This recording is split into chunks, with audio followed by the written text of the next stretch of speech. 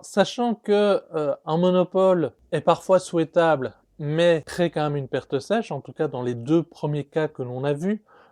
l'histoire des rendements d'échelle croissants et la question des brevets pour inciter à l'innovation. On pourrait se dire: «Beh, on n'a qu'à faire la même chose, mais où on oblige le monopole à se comporter comme s'il était en concurrence parfaite», c'est-à-dire de choisir la quantité équilibre de manière à ce que ce soit le croisement entre la courbe de coût marginal et la courbe de demande. La première difficulté qu'on va avoir par rapport à cette idée, c'est que l'État, qui va être celui qui va obliger les entreprises à se comporter comme en concurrence parfaite, n'a pas forcément toutes les informations que possède l'entreprise.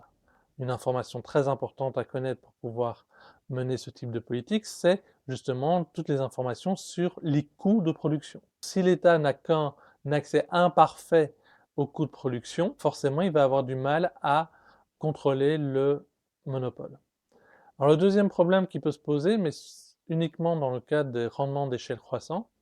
c'est que si vous fixez le prix comme étant égal au coût marginal, et donc vous reproduisez, vous imitez l'équipe concurrentielle, en cas de rendement d'échelle croissant, il est tout à fait possible que le monopoleur, en fait, ne fasse pas de bénéfice. Vous allez avoir un monopoleur qui fait une quantité optimale, ou en tout cas qui est comparable à celle de la concurrence parfaite, mais qui fait un profit négatif à ce niveau de quantité-là. Et donc là, il y a